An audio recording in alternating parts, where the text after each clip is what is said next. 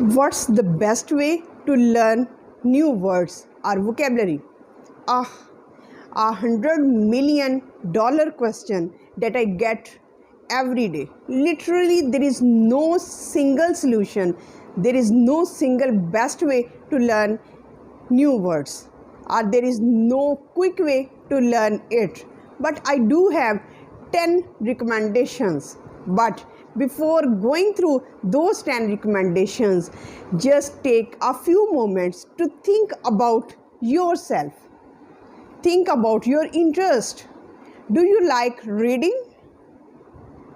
or watching movies or watching news? What type of learner are you? And how do you like to learn? You like to learn inside or outside, in group or alone? When can you study? How do you best take the information? Do you want to learn on the bus or with your kid? Use these pieces of information to apply and to learn new words. And truth is that to learn new words successfully, you have to inculcate the best study habits. It can't be possible that you can learn new words one time and they are kept inside your hand forever. No, it doesn't happen. You have to involve the things that you love to do. And remember, consistency is the key to learn new words. You need to hear them again and again. Understand how they are conjugated. You need to use them by yourself. The key is use them by yourself. And truth is that we all learn new words, new vocabulary, new language differently. I am going to share 10 tools and techniques, and you may not like all of them, but definitely you will enjoy some of them, and hopefully you can inculcate some of the ways in your daily routine or weekly routine. And dear audience, if you have your own ways or suggestions to learn new words and vocabulary, add them to the comment section. Show your love with the other people. So let's get started. Number 1 technique: get better at using new words. Yes, get better at using new words. Carry your vocabulary journal with you, but don't roll at me. If you don't like to carry a vocabulary journal, you can do it in a very different ways. You can use your smartphone and you can just develop vocabulary list or vocabulary maps on your smartphone. But you need to keep it updating. You need to develop on this list. If you learn a new word, don't just write down the single word. Go deeper. If it's a noun, then find out whether it is countable noun or uncountable noun, whether it can be used in single form or in various verb forms. And you can also learn different kinds of prefixes and suffixes and build your own words, because prefixes and suffixes are like the crux of all vocabulary.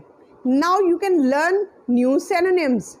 For example, if I say angry, there are so many words for angry, like irritated, frustrated, annoyed, and so many different kinds of words you can add up to word angry. When you learn new words, don't learn them on their own. Yes, don't learn in its single form. For example, you have to learn in its collocations. Collocations are the words that often come together. For example, you can say you throw a party, you have a party, you plan a party. These 3 expressions for having party. But you can't say you make a party. And if you learn the new word apply, don't learn it as a single word. Learn it in phrasal form, like apply for visa, apply for citizenship, apply for a job. In this way, you will get to know how these are used in a right context. Number 3 way is to learn new words through stories, because stories are fun, strange, interesting, and when you learn and when you read a story, you are totally absorbed in the passage. And when you learn the story, you enjoy it so much that you learn how the words are used, and sometimes you learn even the sentences. So stories are the best way to learn new vocabulary and how they are used in the right context. Challenge yourself, but not be overwhelmed and confused. And in this relaxing position, you can use the children's story books. They are full of fun, they are full of interesting events. And when you learn stories, the benefit or advantage of reading story is that you learn even the full sentences. And you enjoy your process. And when you enjoy your process, they get cemented in your head. Number 4th method is audiobooks. Yes, you can hear them, because English language, the words are often not pronounced when and how they are think of by yourself. How do you think? They are not pronounced in the same way. So when you are listening the new words, it means that you are getting involved in how they are used, in what context they are used. So use the audio form, and you can use the audio form when you are having your jogging, when you are traveling, or when you are drifting to your sleep. In other words, when you are going to your bed. An amazing way is to learn words through songs. Yes, dear audience, because it's really good when you learn the rhythm, you enjoy the rhythm of the song, the words get cemented, the words get deeper down in your head, and you learn how they are reduced, how they are contracted, and how they are best pronounced. And the best way is to read and to listen at the same time.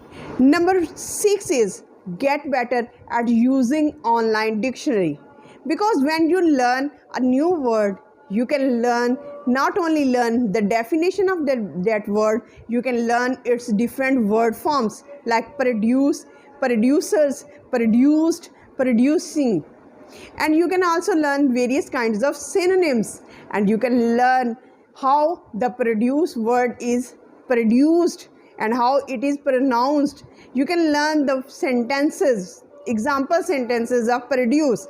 And again, you can learn the entire word family of produce, like production, productivity, production, unproductive, produce, produced.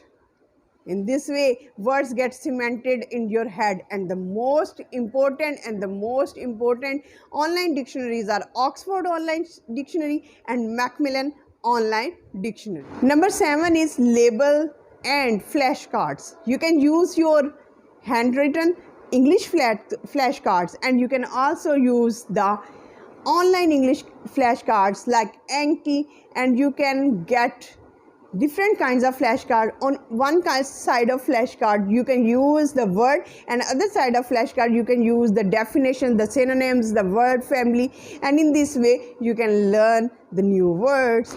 Another important way is describe the words around you. For example, if you visit a supermarket and you just open the fridge and you have to question yourself, do I know all the item names presented in the fridge?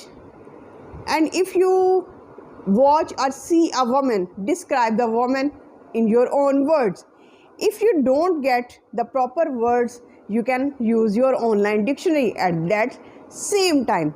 Next, 9th technique is imitate the native speaker. Yes, imitation or shadowing technique is the most important technique, because how it is important, you not only learn how the words are pronounced, how the words are produced by the native speaker, but you learn how they are used in the right kind of context naturally. Because we know a lot of words, but sometimes we don't know how they are used naturally and in the right context. And 10th and the basic is that speak all those words in your real conversation, because I don't want you to get spoiled of your effort. You should use all the words which you have gained through different techniques, through different tools, and you have spent a lot of your time, your effort, and I want you to utilize them so that they go deeper in your head, they get cemented, they get stuck in your head, and you won't forget all those words. So all these are 10 techniques and tools, and let me know in the comment section how do you find these tools and techniques, and if you like even one of them, like this video, share and subscribe this channel, because it motivates me to make more videos. Till the next video, stay happy, stay blessed.